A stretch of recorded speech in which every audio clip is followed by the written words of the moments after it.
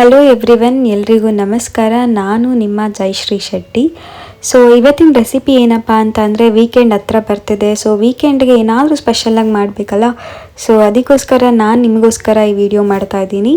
So ಇವತ್ತಿನ recipe ಏನಪ್ಪ ಅಂತ ಅಂದರೆ ಚಿಕನ್ ಫ್ರೈ.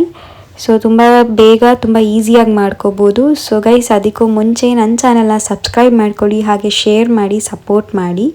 ಸೊ ಇವತ್ತಿನ ರೆಸಿಪಿಗೆ ಏನು ಮಾಡಬೇಕು ಅಂತ ನಾನು ತೋರಿಸ್ತೀನಿ, ಬನ್ನಿ.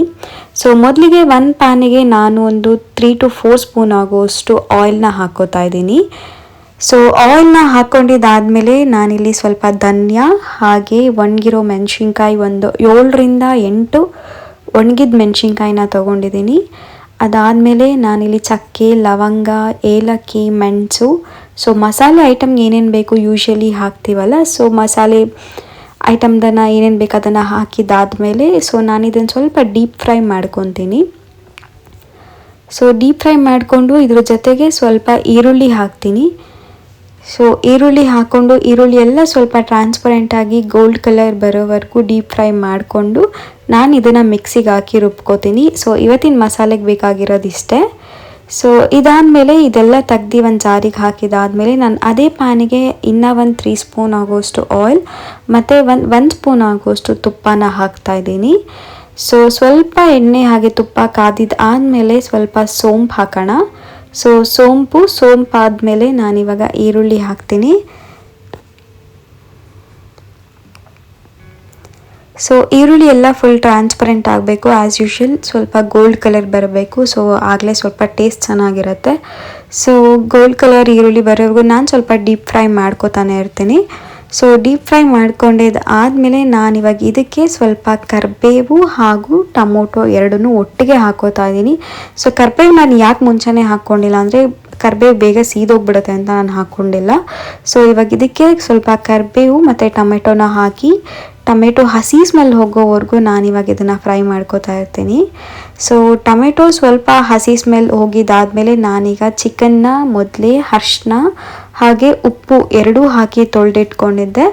ಸೊ ಇವಾಗ ಆ ಚಿಕನನ್ನು ನಾನಿವಾಗ ಇದಕ್ಕೆ ಹಾಕ್ತೀನಿ. ಸೊ ಚಿಕನ್ ಹಾಕಿದಾದಮೇಲೆ ಸ್ವಲ್ಪ ಒಂದು ರೌಂಡ್ ಕಲಿಸ್ಕೊಳ್ಳಿ, ಅದನ್ನು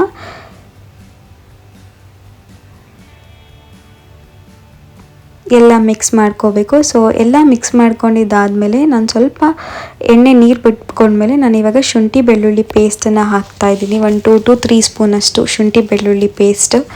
ಸೊ ಶುಂಠಿ ಬೆಳ್ಳುಳ್ಳಿ ಪೇಸ್ಟ್ ಹಾಕಿದಾದ್ಮೇಲೆ ಇನ್ನೊಂದು ರೌಂಡ್ ಕಲಿಸ್ಕೊಂಡು ಕಂಪ್ಲೀಟಾಗಿ ಚಿಕನ್ ನೀರು ಬಿಟ್ಕೊಳ್ಳೋವರೆಗೂ ನಾನು ಬೇಯಿಸ್ತೀನಿ. ಈಗ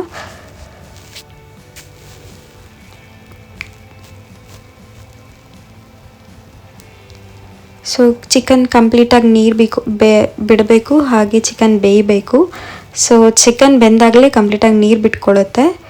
ಸೊ ಇದು ಬೆಂದಿದ್ದಾದಮೇಲೆ ನಾನೀಗಾಗಲೇ ಏನು ಮಸಾಲೆ ರುಬ್ಕೊಂಡಿದ್ದೆ ಸ್ಟಾರ್ಟಿಂಗಲ್ಲಿ ನಿಮಗೆ ತೋರಿಸಿದ್ದೆ ಅಲ್ಲ, ಸೊ ಅದೇ ಮಸಾಲೆನ ನಾನಿವಾಗ ಹಾಕಿ ನಾನು ಇದನ್ನು ಮಾಡ್ಕೊಳ್ತಿರೋದು ಅನ್ನಕ್ಕೆ, ಬಿಸಿ ಅನ್ನಕ್ಕೋಸ್ಕರ. ಸೊ ನಾನು ಸ್ವಲ್ಪ ಇದನ್ನು ನೀರಾಗಿ ಮಾಡ್ತಿದ್ದೀನಿ. ಸೊ ಅದೇ ಮಸಾಲೆ ಜಾರಿಗೆ ನಾನು ಸ್ವಲ್ಪ ನೀರು ಹಾಕಿ ಚಿಕನ್ನಿಗೆ ಹಾಕ್ತಿದ್ದೀನಿ. ಬಿಕಾಸ್ ನನಗೆ ಸ್ವಲ್ಪ ನೀರಾಗಿ ಬೇಕಿದೆ ಚಿಕನ್, ಅದಕ್ಕೋಸ್ಕರ ಫ್ರೈ. ಸೊ ಅದೇ ಜಾರಿಗೆ ನೀರು ಹಾಕಿ ಸ್ವಲ್ಪ ಹಾಕ್ಕೊಂಡು ಸ್ವಲ್ಪ ಕಲಿಸ್ಕೊತೀನಿ, ಸ್ವಲ್ಪ ಚೆನ್ನಾಗಿ ಬೇಯಕ್ಕೆ ಬಿಡ್ತೀನಿ. ಸೊ ಇವಾಗ ಇದ್ರ ಜೊತೆಗೆ ಈ ಟೈಮಲ್ಲಿ ನೀವು ಏನು ಹಾಕಬೇಕು ಅಂದರೆ ಪೌಡರ್ಗಳು, ಚಿಕನ್ ಮಸಾಲೆ ಪೌಡರ್ ಬರುತ್ತೆ, ನಿಮಗೆ ಬೇಕು ಅಂದರೆ ನೀವು ಅದನ್ನು ಯೂಸ್ ಮಾಡ್ಕೋಬೋದು. ಹಾಗೆ ಖಾರದ ಪುಡಿ ಸ್ವಲ್ಪ ಖಾರ ನೋಡ್ಕೊಂಡು ನೀವು ಹಾಕ್ಕೋಬೋದು. ಧನಿಯಾ ಪೌಡರ್, ಗರಂ ಮಸಾಲ, ಹಾಗೆ ಸ್ವಲ್ಪ ಉಪ್ಪು, ರುಚಿಗೆ ಉಪ್ಪು ತಕ್ಕಷ್ಟು ಉಪ್ಪನ್ನ ಹಾಕಿ ಚೆನ್ನಾಗಿ ಬೇಯಕ್ಕೆ ಬಿಡ್ತೀನಿ ನಾನೀಗ. ಬಿಕಾಸ್ ಮಸಾಲೆ ಎಲ್ಲ ಚಿಕನ್ನಿಗೆ ಅಂಟ್ಕೋಬೇಕಲ್ಲ, ಅದಕ್ಕೆ. ಸೊ ಇಷ್ಟನ್ನು ನಾನು ಚೆನ್ನಾಗಿ ಬೇಯಕ್ಕೆ ಬಿಡ್ತೀನಿ. ಇವಾಗ ನೋಡ್ಬೋದು ನೀವು, ನಾನು ಇವಾಗ ಒಂದು ರೌಂಡ್ ಕಲಸಿ ನಾನು ಚಿಕನ್ನ ಚೆನ್ನಾಗಿ ಬೇಯಕ್ಕೆ ಬಿಡ್ತೀನಿ.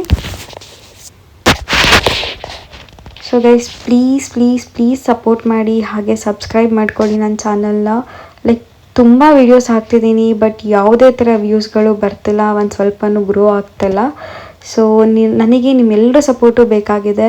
So do support to my channel.